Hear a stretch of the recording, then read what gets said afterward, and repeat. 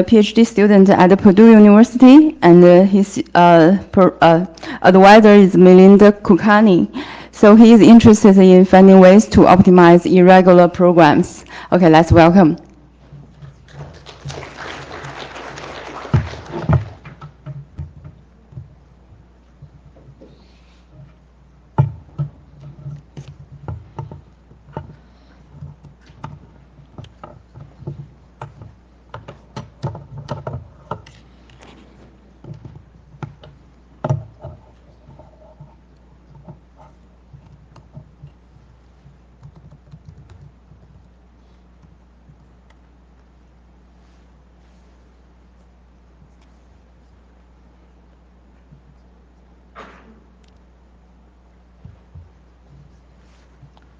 Hello everyone. Today I'm going to talk about composable sound transformations of nested recursion and loops. This is work done in collaboration with my advisor Milind Kulkarni.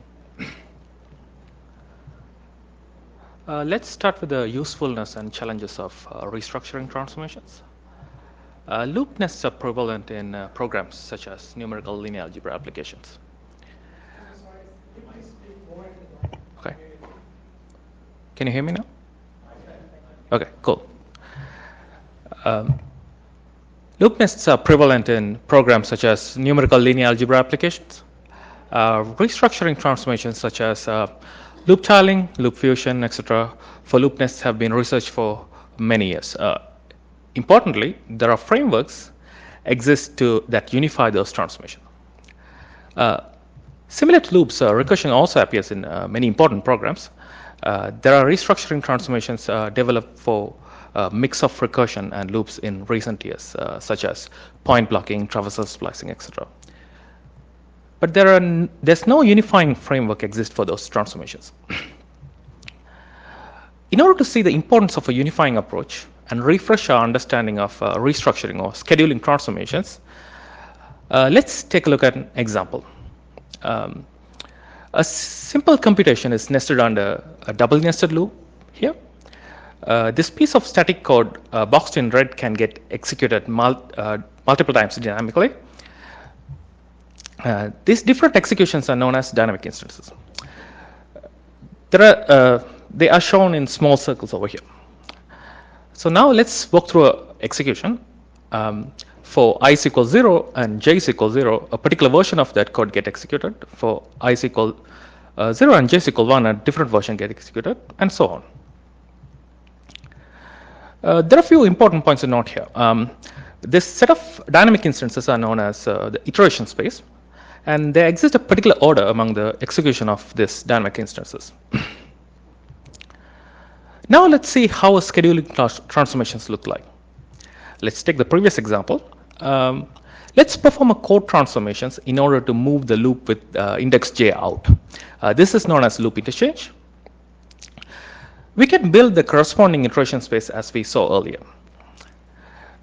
There's a one-to-one mapping between dynamic instances of the input code and the transformed one. The code transformation has changed the order of this execution of these dynamic instances. So originally the instances were executed row by row, but after the transformation they are executed column by column. This type of transformations that changes the order of the execution of the instances is known as scheduling transformations. It is important that these scheduling transformations are composable. For example, let's consider doing loop reversal. Say it breaks some dependencies, hence it's invalid. Let's try to perform loop interchange. Say it also breaks some dependencies, and hence it's invalid too. But if you do loop reversal and then loop interchange, one after the other, it may result in a valid transformations. Hence, we need a way of reasoning about sequence of transformations. In the loop world, frameworks such as polyhedral model are there to handle the composition of scheduling transformations. Now, let's move on to the world of recursion. Like loops, recursion also produces dynamic instances. Let's look at an example. Consider a loop that runs from 0 to n-1. For each iteration, we recursively traverse the tree and perform computation on each of its nodes. Let's walk through this example and consider the small tree over here. In order to build the iteration space, we need to know the loop index I and in which node n the computation is being performed. So when I is 0 and n is the root, a particular version of this code get executed. I0 and the root n is left child of the root, a different version get executed, and so on. Similar to loops, we can build iteration space here. Now let's see how scheduling transformations work in the world of recursion. Consider the previous example. We perform a code transformation such that we traverse the tree once, and for each node we perform the whole loop of computations. This is called interchange. Like loop nests, we can build corresponding iteration spaces. We can see the one-to-one correspondence between these instances and the change in the order of this execution. Earlier instances were executed row by row, but then they were executed column by column. In recent years, there has been a significant amount of work done developing scheduling transformations for mix of recursion and loops, such as point blocking, traversal splicing. These transformations work well in isolation, but there's no unifying framework. So why a unifying framework and the composability of scheduling transformations is important? It's necessary to check the legality of a complex transformations, which is composed of individual transformations that are not legal. Let's look at an example. The same code that we saw earlier with a little more complex dependencies. Let's take the post-order traversal and try to convert it into a pre-order traversal. The computation has dependencies with the recursive calls, and these dependencies are broken by this transformation, hence it's invalid. Let's try to perform the interchange as we saw earlier.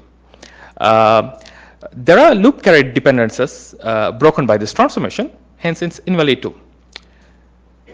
But surprisingly, if you convert pre-order to post-order and then perform the interchange, it's a valid transformation.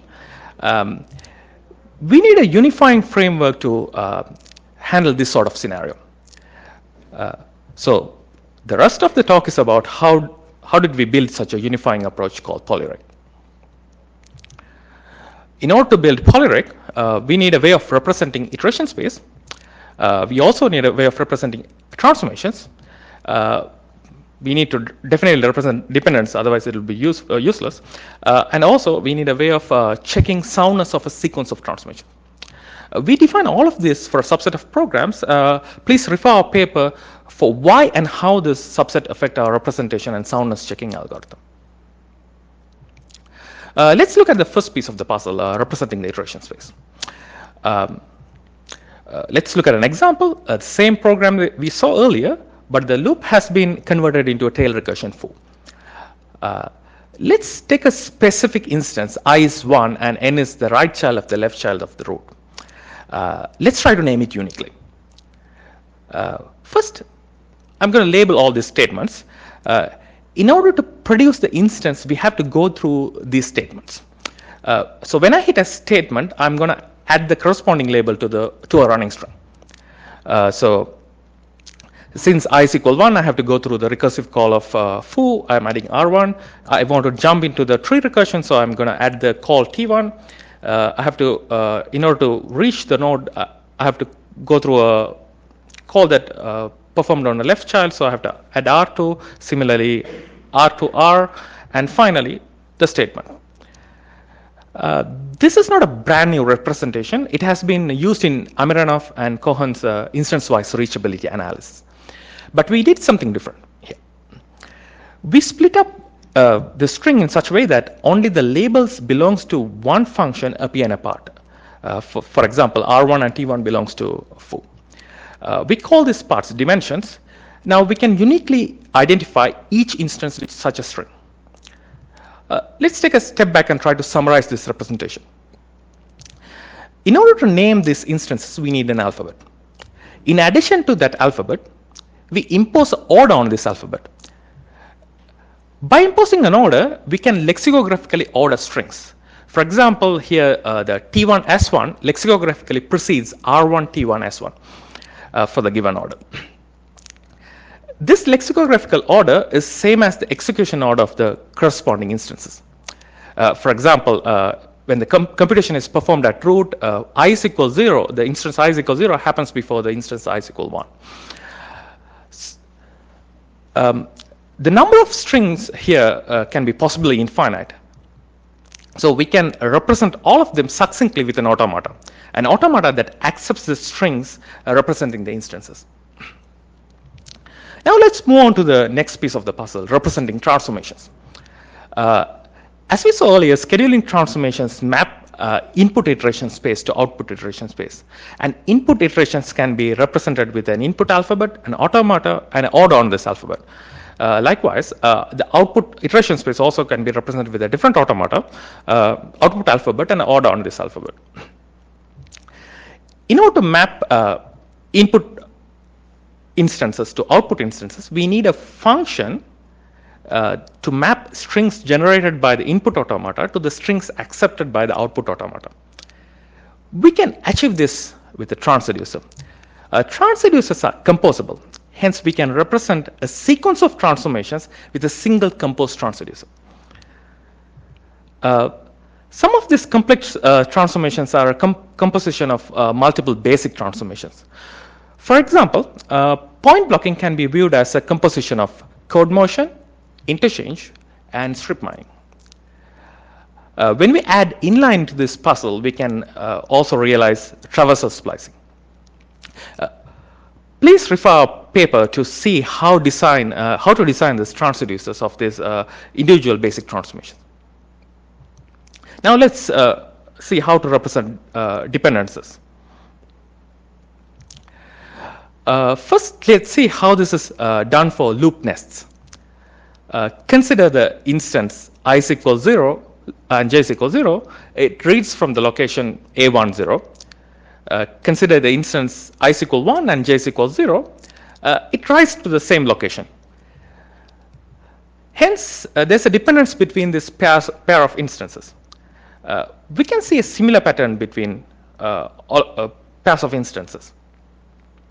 Points to note here is that any scheduling transformation should preserve the order of this dependent pair of instances. Now let's see how this is done in the mix of recursion and loops. Consider the instance I is equal 0 and the computation is performed in root. It reads from the x1 of root. Consider the instance I is equal 1 and computation is performed in the root. It writes to the same location. Hence, there's a dependence between these pairs of instances. We can see a similar pattern between the pairs of instances. These are the pairs of source and a sink instance. There exists a dependence from source to sink. The execution order between the source and the sink must be preserved by any scheduling transformation. How do we summarize this possibly infinite number of pairs? We can see that the suffix parts of all source strings are the same. Similarly, suffix parts of all sink strings are the same. But for a given pair of source and sink, prefix is the same. So we can factor out the prefix. By representing all possible prefixes as a regular expression, we can succinctly represent these dependencies. We call this representation a witness tuple. Now let's move on to the final piece of the puzzle, checking the soundness of a sequence of transformations. We have a composed transformation as a transducer here. For a given prefix, in the input program, instances represented by suffix 2 depends on instances represented by suffix 1. Hence, instances I1 to IN, instances colored in purple here, happens before instances J1 to JM. Those are colored in pink. So, running these suffixes through the transducer and project it out, we will get the corresponding suffix primes in the output program. If the dependencies are preserved, then the same ordering must be there in the output program as well.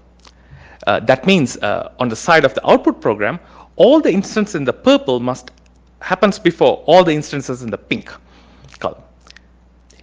Intuitively, this can be verified by checking the order between in, the latest instance of suffix 1 prime, and j1, the earliest instance of suffix 2 prime in the output program. We have come up with a decidable algorithm to perform this check without directly finding I1 and J1. For more details of this algorithm, please refer our paper. We looked at a bunch of case studies here.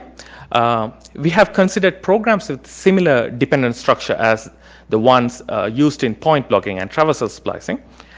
We have performed these transformations as a composition of basic transformations in our general framework and achieve speedups over untransformed code. Note that in these cases, individual basic transformations are safe. We have also considered programs that have a little more complex dependent structure that are not used in point blocking or traversal splicing. We were able to find a new composed transformation that hasn't been presented in literature before, where the individual basic transformations are unsafe, but the composed transformation is safe. And this transformation also gives us speed up over the untransformed code. In conclusion, we provide a unified approach to represent iteration spaces, transformations, dependencies, and a test to check the validity of a sequence of transformations given the instances for mix of recursion and loops. We have implemented a framework, a prototype of our framework, and made the code publicly available. That would be all, and I'm happy to take any questions.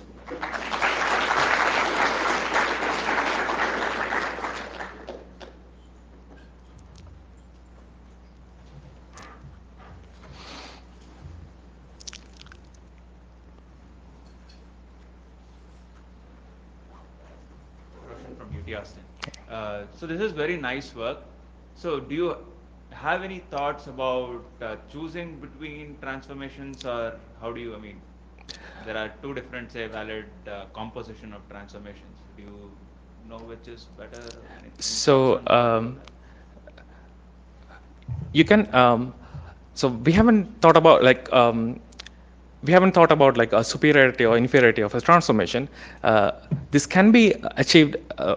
I can imagine that this can be achieved by associating a cost model with each of our basic transformations and thinking about the composition of this transformation and finding the cost. And yeah, I think this can be done, but in our work, we haven't thought about that. Thank you.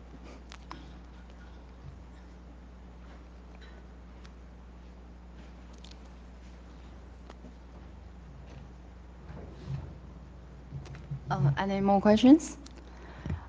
Okay, let's thank Karish again, and our session has finished. Okay. Oh, anyone lost a purse? Please come here too. Thank you.